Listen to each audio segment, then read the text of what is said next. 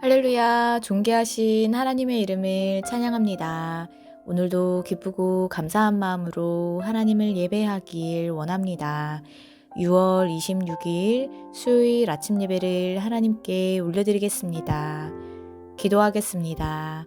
은혜와 사랑이 충만하신 하나님 아버지 감사합니다.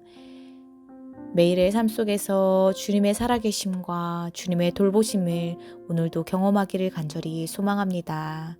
주님의 말씀 가운데 순종하며 믿음의 자녀로 굳건하게 주님의 복음을 전파하며 살아가는 저희들 모두가 될 수 있도록 인도하여 주시옵소서. 감사드리며 예수님의 이름으로 간절히 기도드립니다. 아멘. 시편의 말씀으로 하나님을 찬양하길 원합니다. 시편 119편 163절에서 164절 말씀입니다. 함께 읽겠습니다. 나는 거짓을 미워하며 싫어하고 주의 율법을 사랑하나이다. 주의 의로운 규례들로 말미암아 내가 하루 7번씩 주를 찬양하나이다. 아멘. 오늘 함께 묵상할 말씀은 사도행전 26장 19절에서 32절까지의 말씀입니다. 매일 성경 167페이지에 있습니다. 함께 읽겠습니다. 아그리빠 왕이여, 그러므로 하늘에서 보이신 것을 내가 거스르지 아니하고 먼저 다메섹과 예루살렘에 있는 사람과 유대 온 땅과 이방인에게까지 회개하고 하나님께로 돌아와서 회개에 합당한 일을 하라 전함으로 유대인들이 성전에서 나를 잡아 죽이고자 하였으나 하나님의 도우심을 받아 내가 오늘까지 서서 높고 낮은 사람 앞에서 증언하는 것은 선지자들과 모세가 반드시 되리라고 말한 것밖에 없으니 곧 그리스도가 고난을 받으실 것과 죽은 자 가운데서 먼저 다시 살아나사 이스라엘과 이방인들에게 빛을 전하시리라 함이니이다 하니라. 바울이 이같이 변명하매 베스도가 크게 소리내어 이르되 바울아, 내가 미쳤도다. 내 많은 학문이 너를 미치게 한다 하니 바울이 이르되 베스도 각하여 내가 미친 것이 아니요 참되고 온전한 말을 하나이다. 왕께서는 이 일을 아시기로 내가 왕께 담대히 말하노니 이 일에 하나라도 아시지 못함이 없는 줄 믿나이다. 이 일은 한쪽 구석에서 행한 것이 아니니이다. 아그리빠 왕이여, 선지자를 믿으시나이까? 믿으시는 줄 아나이다. 아그리빠가 바울에게 이르되 내가 적은 말로 나를 권하여 그리스도인이 되게 하려 하는도다.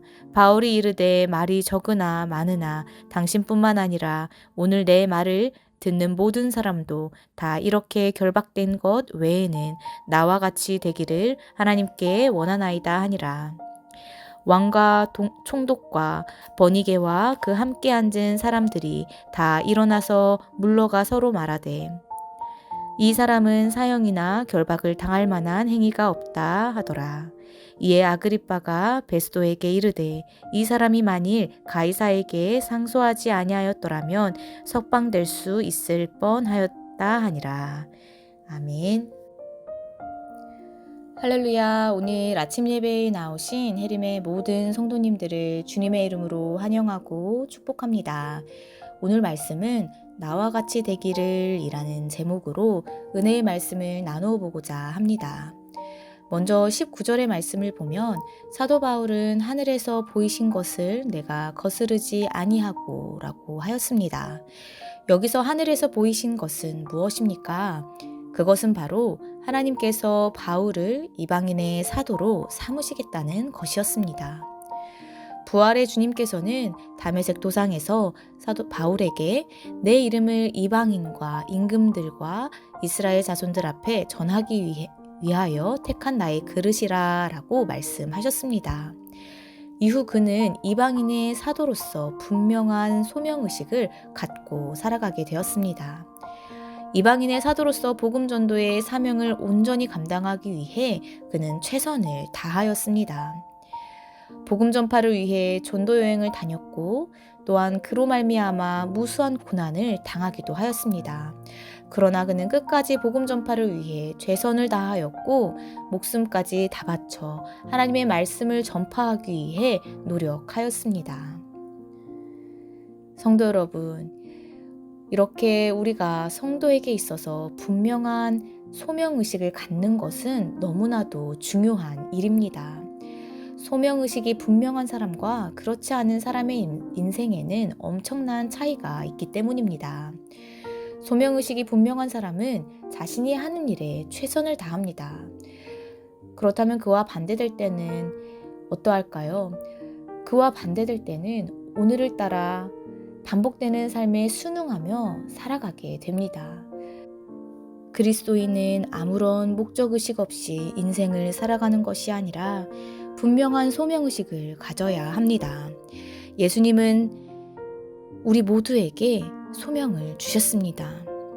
또한 하나님께서는 우리를 향한 분명한 계획을 가지고 계십니다. 그래서 많은 사람들 가운데서 우리를 특별히 택하여 불러주신 것입니다. 우리는 이에 대한 분명한 의식을 가지고 있어야 합니다. 우리 각자에게 맡겨주신 달란트와 소명을 주님을 위해 사용하시기를 바랍니다. 하나님께서 우리를 부르신 가장 큰 이유는 바로 복음 전파를 위해서입니다. 나의 삶이 분주하고 바쁘다고, 내가 인간적으로 이루어야 하는 목표가 있다고 나의 진짜 소명을 모르는 척하지 마시길 바랍니다. 우리는 주님께서 주신 소명의식을 갖고 최선을 다해 나의 삶의 우선순위에 주님의 말씀을 전하는 것이 나의 삶에 가장 먼저에 두며 살아가야 할 줄로 믿습니다. 복음을 증거하는 것이 어렵다고 생각할 수 있습니다. 말주변이 없고 사람들과의 소통이 어렵기 때문에 더더욱 복음 전파가 나에게는 어렵다고 생각할 수도 있습니다. 그러나 22절의 말씀을 보면 사도 바울은 사람들 앞에서 선지자들과 모세가 반드시 되리라고 말한 것 밖에 없다라고 하였습니다. 22절의 말씀을 다시 한번 읽어보겠습니다. 하나님의 도우심을 받아 내가 오늘까지 서서 높고 낮은 사람 앞에서 증언하는 것은 선지자들과 모세가 반드시 되리라고 말한 것밖에 없으니. 아멘. 사도 바울이 이런 일을 증거할 때에 하나님의 도우심을 얻었다고 하였습니다. 내 지혜와 언변으로 복음을 전한 것이 아니었습니다. 오직 하나님의 도우심이 있어야 복음을 전파할 수 있습니다. 모세도 말을 잘 못한다는 단점이 있어서 복음을 전하는 사명자로 나서는 것을 꺼리기도 하였습니다. 그러나 모세가 의지하고 붙잡았던 단 한 가지는 바로 하나님이었습니다. 성도 여러분, 우리도 다 나의 부족함을 인정하며 하나님께 기도하며 간절한 마음으로 우리를 사용해 주시기를 간구하시기를 바랍니다. 그리고 성령 충만함을 구하시기를 바랍니다.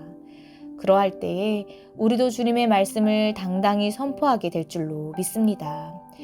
우리의 삶이 하나님과 동행함으로 말씀 가운데 살아가며 주님의 성품을 닮아간다면 너무나도 자연스럽게 복음을 전파하는 삶으로 살아가게 될 줄로 믿습니다.